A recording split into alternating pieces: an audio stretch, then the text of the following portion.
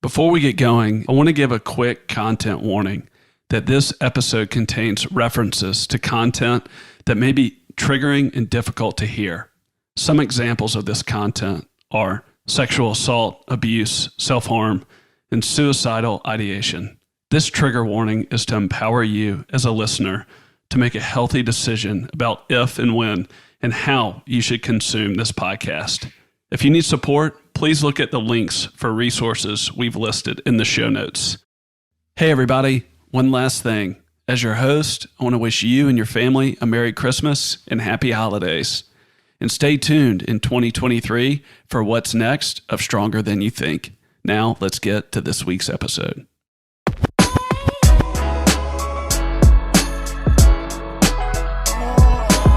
We need more people that's fearless.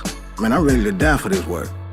And if a person got that fear in them, and these street guys or street women smell that fear, you're not gonna be able to impact them or help them. They're gonna stop listening. But when you come bold and relentless and ready to die for this work, not being just jumping in front of bullets like you're Superman, I'm not talking about that. But when you got that drive, that fear is not on you, and they see that love, and they see this consistency, oh man.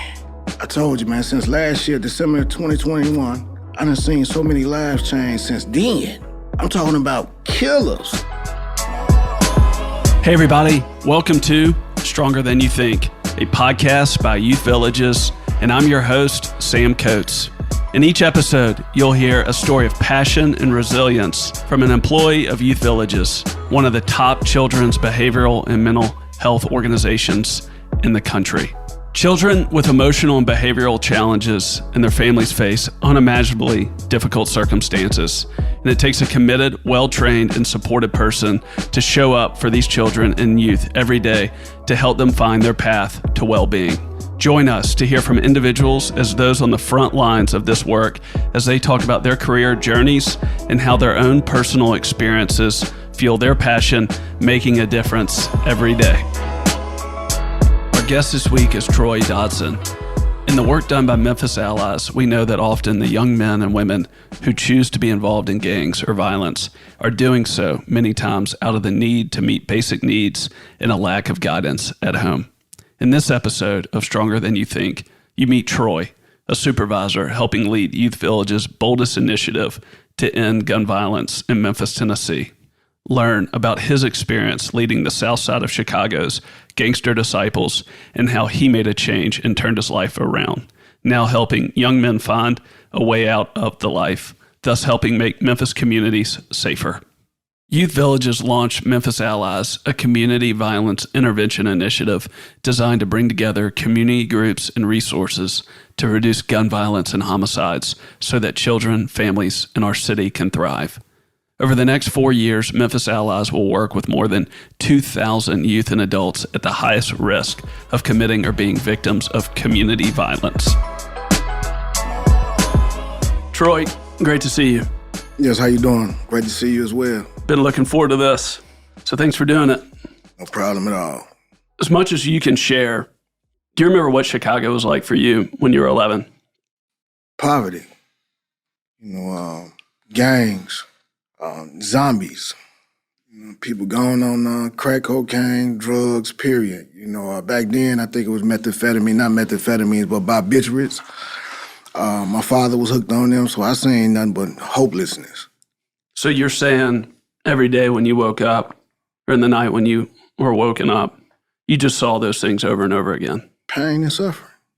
Did people articulate the pain, or was it just there and you could see it? Yes, they articulate the pain. What would they say?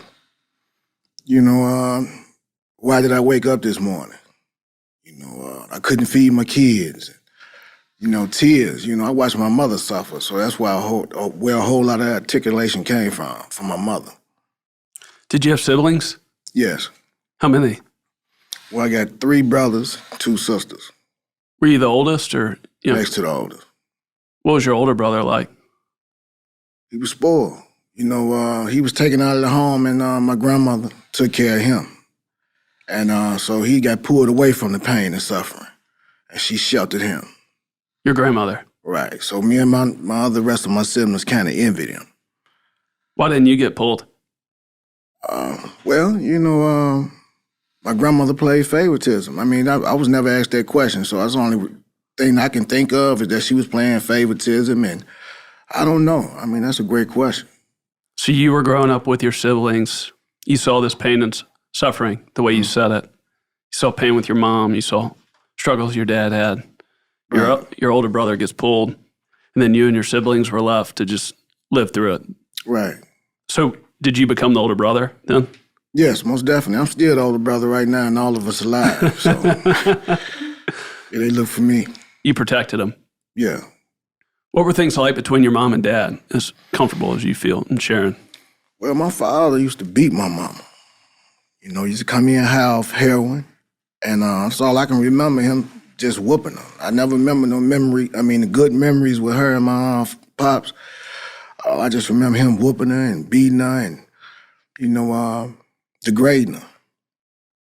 So I can't fully relate to what you're saying. The only thing that I can relate to is my dad. I think he's sober now.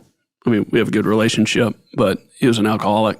And so that was real common in our family. So I'm somewhat familiar with the instability of addiction and how people react, how people behave.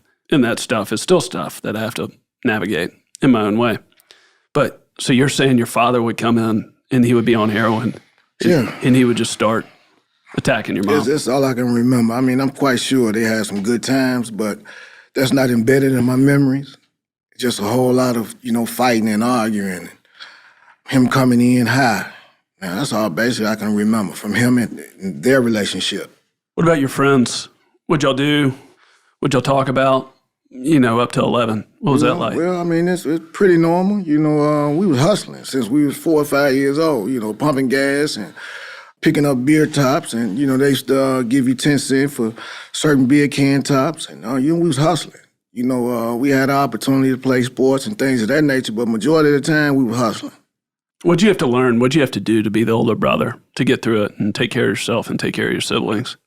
Just be me. I was always I'm a Leo, so, I want to run something anyway. So I just felt like it's my job to be able to take over, and plus my little brothers and them, they look up to me even to this day. I just had that influence. Yeah, that's the best way I can answer that. So you knew you needed to be in charge and you liked being in charge, and that's just the way it was. And that's the way it still is right, today. And my mother basically delegated it to me. She gave me that authority. This your brother, this your brother. You're gonna listen to him as if he's your father. I'm kind of nervous too, so. You're nervous? You ain't by yourself. No, you ain't by yourself. Wait, you're nervous? A little bit. Right now? Right. I'm talking about some things that I haven't talked about in a while.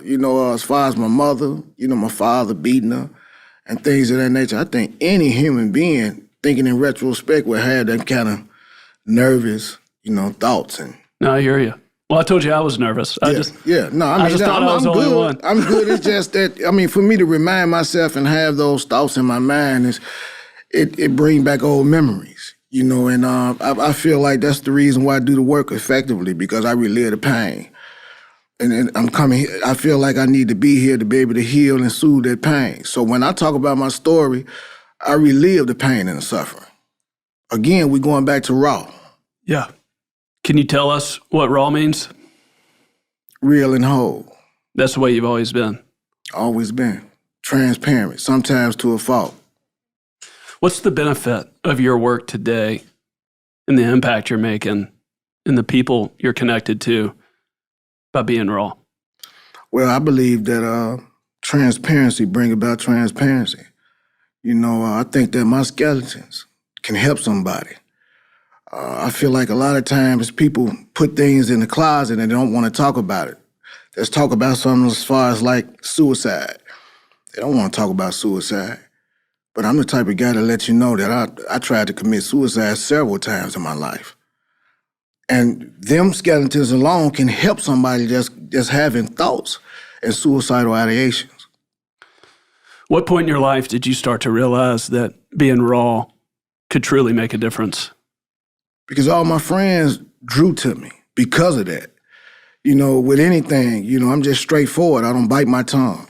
I'm just straightforward. If they have any questions, they know, ask Troy, he's going to tell you straight ahead, straightforward.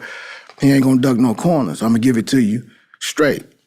So you always have felt like, or at least you've seen, that's an asset that you have, and you can bring it to the table. And, when life was going a certain way, you were that way. You created connections. You had a sense of authority.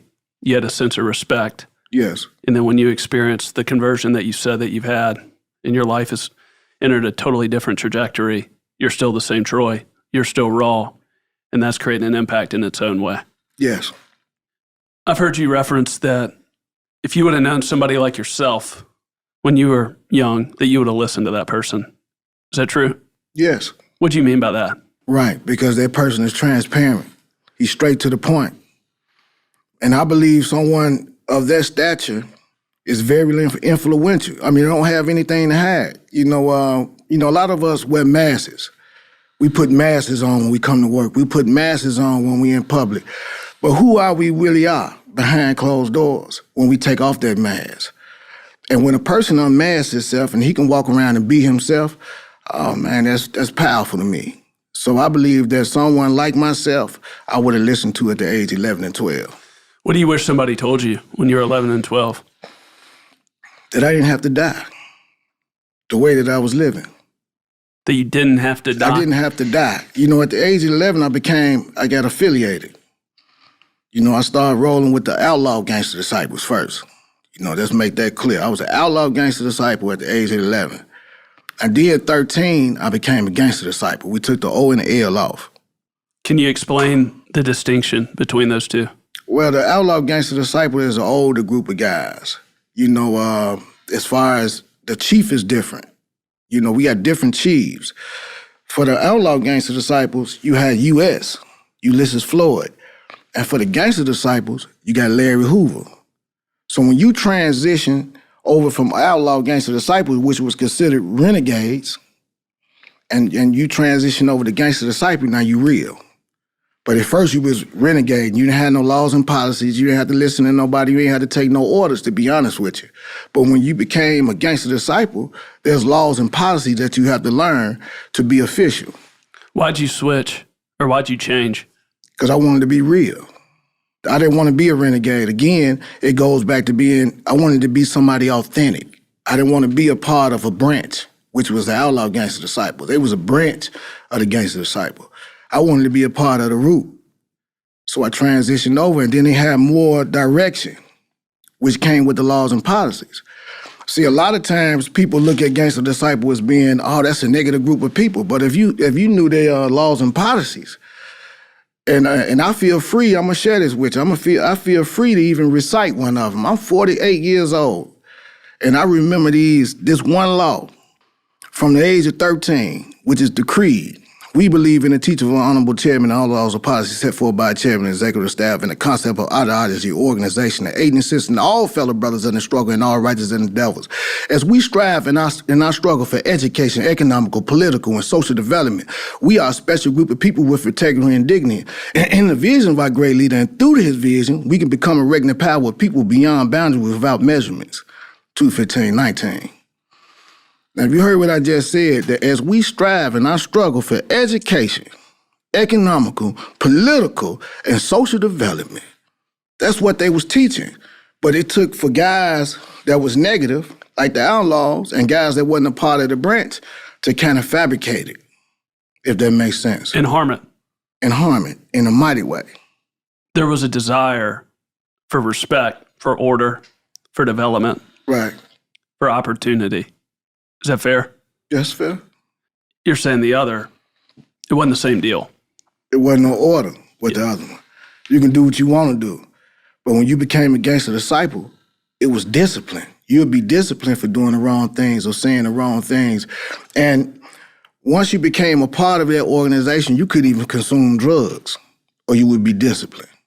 In gangster disciples. Right, in gangster disciples. You couldn't, once you became a member, you couldn't do drugs. You couldn't steal. You couldn't break and enter. That's probably blowing your mind right now. You couldn't do none of that. That was laws and policies. You actually had a law and policy. One of the laws tell you to not disrespect. Disrespect any member or non-member. Being disrespectful to others will harm you. So they actually stood on respect, not stealing, not robbing, not hurting people. Now do your homework on that. Let me see what you come up with. Everything that I'm giving you is, you can Google it. Right. At first it was like some sacred scrolls, but right now it's all over the internet. That's why I feel free to talk about it. You can Google it and find out yourself. Well, and what I did read prior, it began out of a place of community and support. That's right. And protection. And I think it takes somebody to have some intellectual curiosity to try to actually understand the context. Yes, sir. Is that fair? Yes, sir. I was pushed more to try to understand things that I had not taken the time to understand, only because of the time I'd be spending with you today.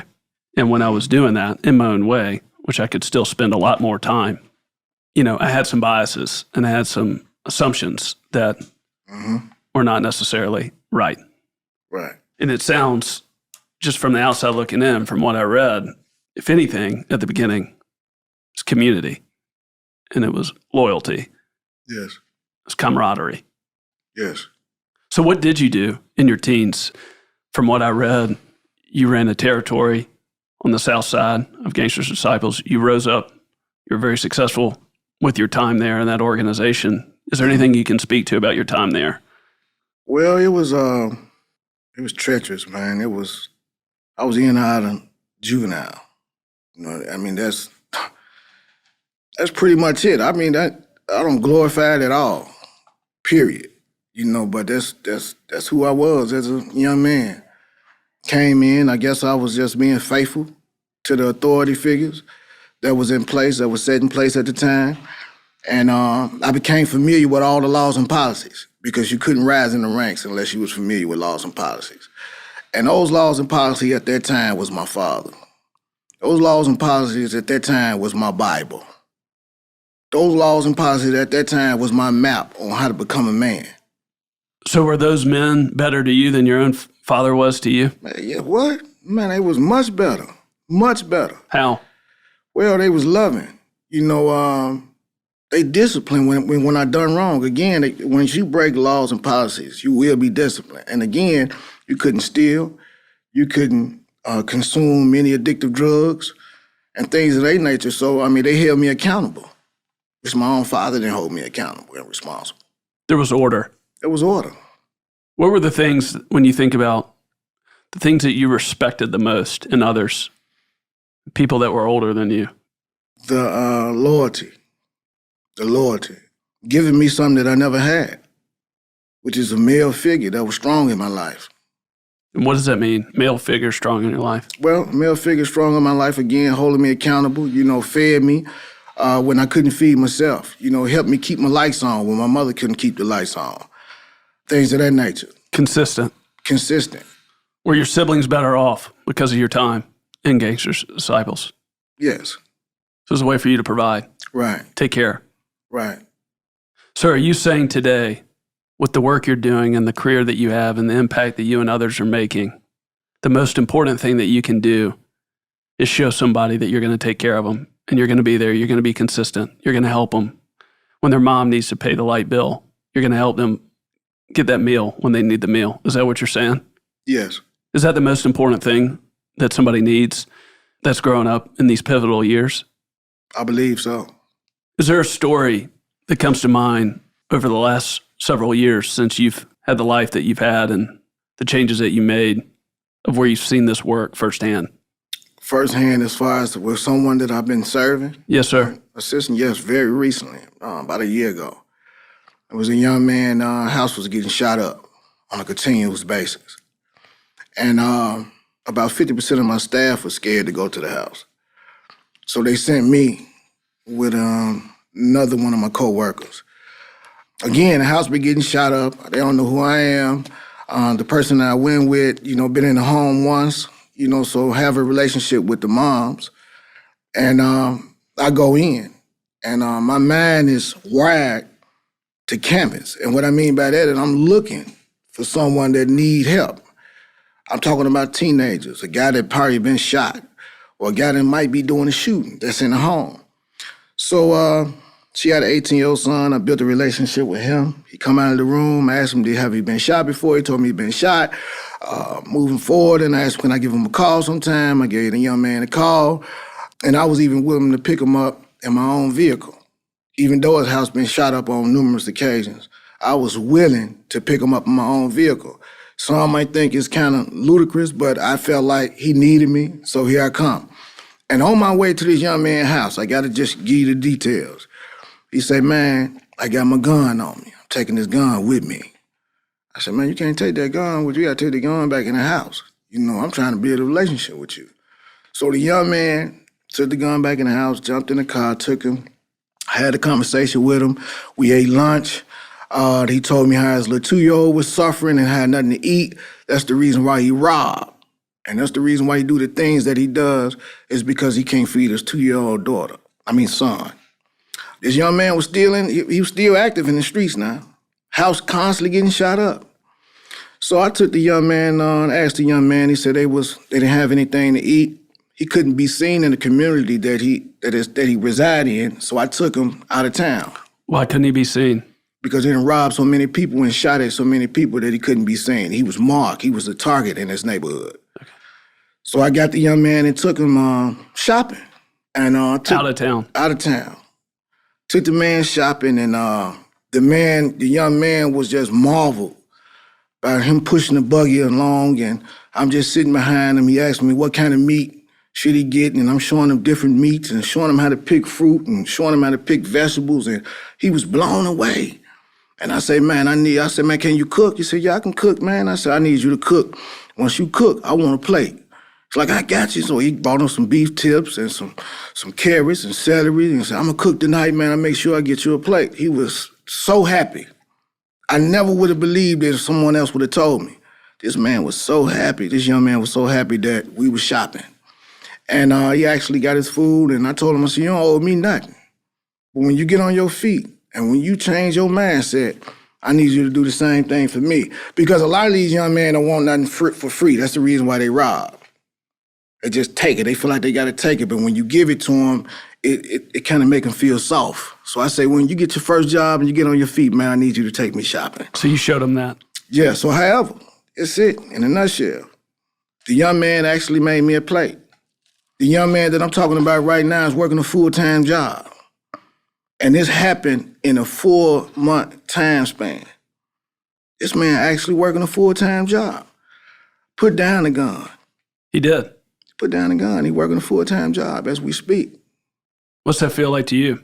Man, it hugs my heart because he was able to come in the house with food to feed his young son and his mother. And for him to be able to shop and say, I did this, not Mr. Troy, I done this. That's the beauty of this work. I get paid all over the place, especially when I seen that light turn on in his eyes. That's another check for me. What do you see when that happens, the light turn on in his eyes? I seen me at his age when the light was turning on in my eyes, when them guys on the street were helping me and paying my light bill and keeping the lights on and putting food on my table. I seen that same sparkle in his eye. And like I said, I relived it all over again. You know, I wanted to do it. It made me want to do it again and over and over and over again and become addictive, that you can't stop doing it. Given what we're talking about right here and given the impact that you saw in that man's life, you said 4 months. That took 4 months. He's already cooked you that meal. You saw the light in his eyes, the switch. You saw him change. You went into that house that was being shot up. 50% of your staff didn't want to go there. When you look across this city, when you look across the Southeast or this country, what does society get wrong that if they did X, more stories like that would be told? If they took the first step, and if they can see it for the first time, we're helping those. A lot of individuals, they fear those that rob in the communities that we serve in. So the fear keep them from taking that first step. And it's hard for me to be able, you can't teach someone to take that first step. That's the bad thing. It have to be in them. Just as though you cannot teach someone passion. Cannot be taught.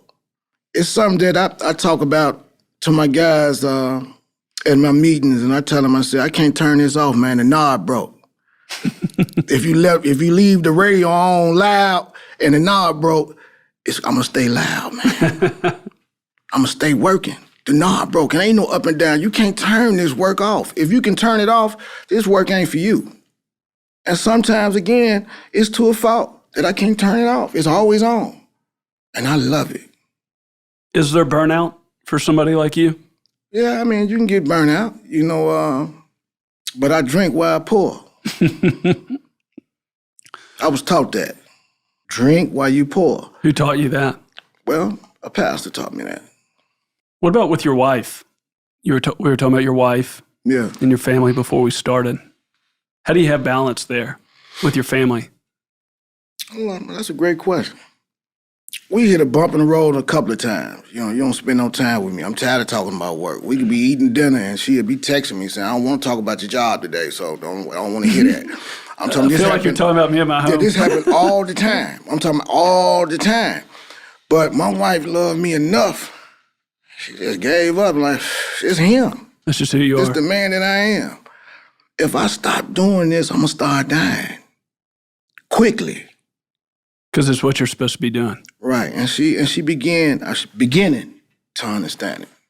She's beginning to understand it. Because I'm not stopping.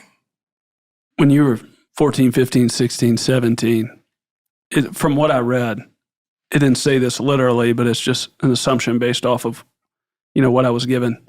You got respect, you got opportunity, and you just got more and more responsibility. Is that fair? Yes. What led you to get out of Gangster Disciples? Jesus. How did that happen? Again, I was a Muslim. When I met my wife, she was saved. She been going to church all her. She a Southern girl. She born and raised here in Memphis. Where'd you meet her? Well, at the barbershop. Yep, I met her at a barbershop, and she was saved, and it was during the month of Ramadan. And I asked her, I said, if you fast with me for 30 days, I'll go to church with you. She fasted with me for 30 days. Just because she loved you? And I went to church with her. In 2004, Easter, had a pink shirt on. I told this story a million times. Had a pink shirt on, I won't forget it. I'm sitting in there, they running around, they shouting, they hollering. And I'm looking around like, something wrong with it. What's wrong with them? I'm sitting there, everybody in the church crying and running, crying and hollering. And I'm like, man, that's crazy. I can't wait till this over with. So, went into prayer. Church service about to be over. They did altar call. And I got straight up and went to the altar and fell down crying. My wife never seen me cry. Crying. That's how I gave my life to Christ. You just felt something inside of you. Oh, I know what I felt now, but at the time, it was something it had me paralyzed. I know what I felt now, but at that time, I couldn't move. And my wife, she seeing everything go on. So about 10 to 12 gang members came up and gave their life to Christ the same day. At that church? At that church. So your conversion experience just created the same opportunity for 10 to 12 more that were already there. And once they saw you and what happened. Right, didn't know him. Never seen him in my life. What brought you down to Memphis? The penitentiary. Got incarcerated in Arkansas. And I got an interstate compact. It's another story right here. While I was incarcerated, I married a correction officer. Married her. She ended up quitting the job, obviously.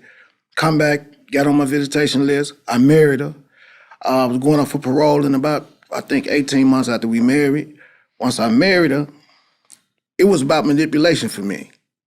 It's about me being cunning. She gonna get me out this penitentiary. I got somewhere to go. I got my GED. I got my substance abuse treatment program certificate. When I go to parole, I'm getting out. So when I went up for parole, I got out. So when I left prison, I had an interstate compact, meaning I had to report here in Tennessee. That was my first wife. Now, after 4 months of marriage, she was diagnosed with lymphoma disease, Hodgkin's. And I became her caretaker. All this is about to shape and mold and to be the man that I am right now today. I suffered watching all her hair fall out of her head. I suffered watching her taste buds change and she lose weight drastically. I suffered, and I watched her pass away. That's how I ended up down here. So you get out, marry her, serve her, and watch her transition out. Yes, sir. What'd you do after that? Well, I didn't want to go back to Chicago. I couldn't go back to Chicago because I was on parole here. So I got into barber school. Started going to barber school, cutting hair. I was there about almost a year. And my wife started coming in and, wanting to get her eyebrows arched and things of that nature. And come in one day, man, I had roses in my little station. For her? From her.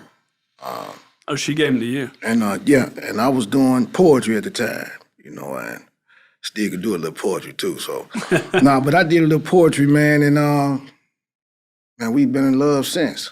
So she took the first step? She took the first step. What's her name? Janice. Janice. Yes, sir. She sounds awesome. Yeah.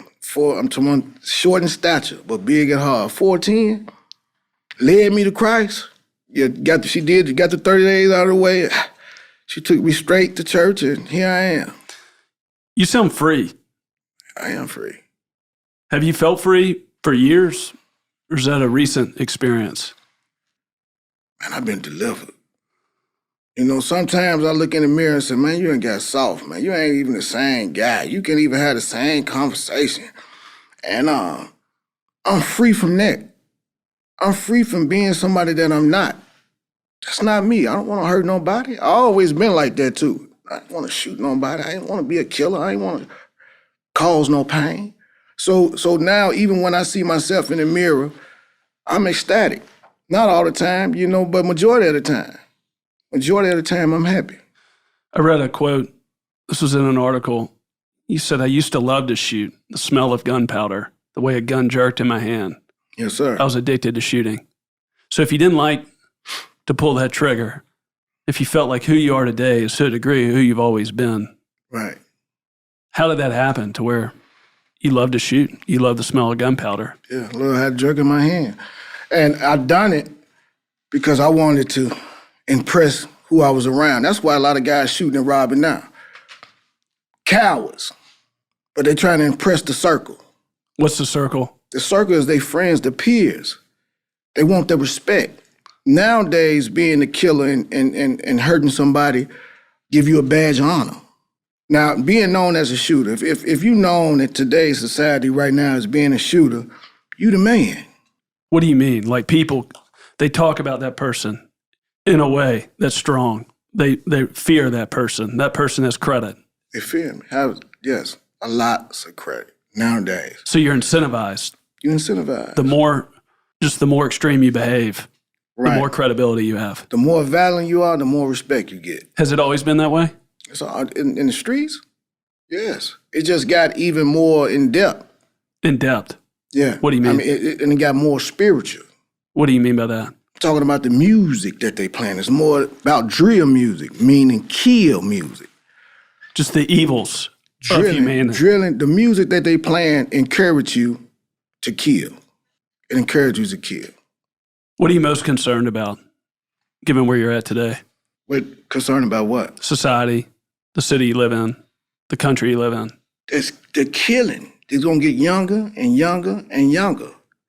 You got guys ages 11 and 12 that's learning how to shoot AR-15s and M4s. And man, it's getting younger and younger and younger. And that's what my concern is that we need more prevention. Not just intervention. We need more prevention because it's getting younger. These guys are learning how to shoot guns at an earlier age now. And they're learning how to kill at an earlier age now.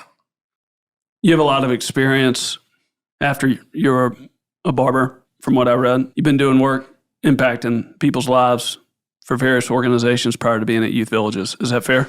Yes. What do you see about where you're at now? And what do you see about what you and the folks that you're working with, what are y'all able to do now that you might not have been able to do before?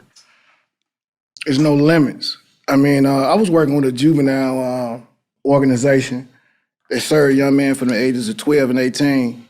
This gives me an opportunity right now to be able to serve men from the ages of 17 to 30. And we target the shooters. We target the killers. That's who we want. That's your resume. If you got a shooting or you've been shot or you're doing any shootings, we want you. With the organization that I come from, we wasn't targeting shooters. If you just had a criminal background, you come in, it's like a little tap on the hand and it's over. But with Memphis Allies, doing the work, I'm able to engage guys that got the mindset that we seeing all over the news. And it's a great opportunity for me to be able to help and assist and impact guys that got these demonic mindsets. Quite sure I'm not going in and hitting them upside the head with the Bible. I do more walking than talking. And eventually they'll ask me, man, what church you go to or what you believe in? One more experience. Young man called me, girlfriend left him, real recent. Crying. Got 2 M4s and one machine gun in his hand, saying her boyfriend that she cheating with gonna slide on him. Slide mean drive down on him, pull up on him, if y'all didn't know that term. But wanted to kill him. And he called me crying and said, man, every time I'm trying to change, man, this happened. People try to deter me from changing, man. I want to change. I don't want to live my life like this no more. I'm like, man, where you at? Get your room. I'm not leaving my kids. He got 3 children in the home. Didn't want to leave his children.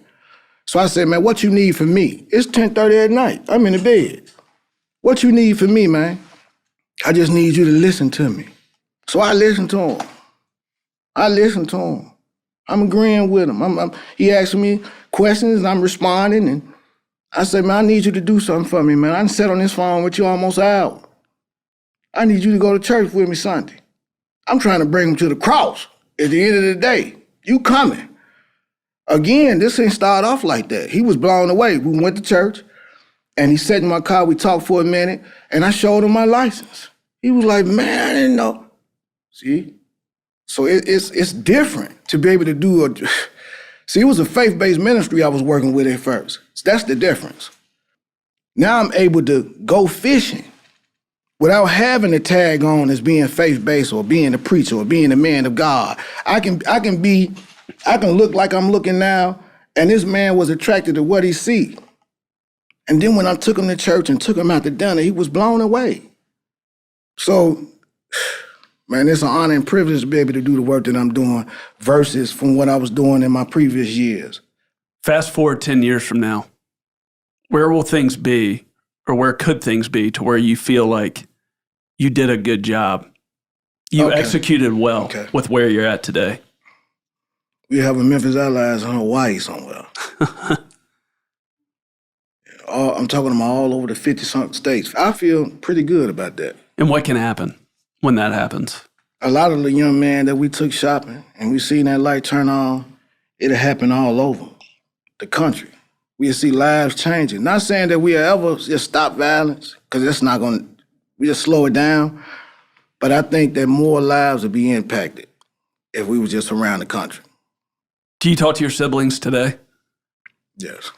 What have their lives turned out like? Well, my siblings still in the streets. The brother that's next to me, he's kind of leaning towards giving his life to the Lord, but I try not to force it on him. My older brother, he's living a rough life. My little sisters, both of them living a rough life. My mother passed in 2018, and I eulogize her funeral. So my whole entire family in Chicago, they still live there.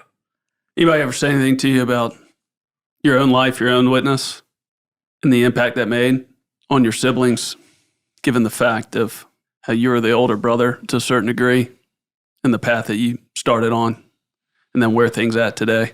Yes, my aunties and uncles, it's our inspiration. I was the black sheep. I was the black sheep out of all my brothers. And what I mean by that, I was the crazy one in my brothers, as far as my siblings.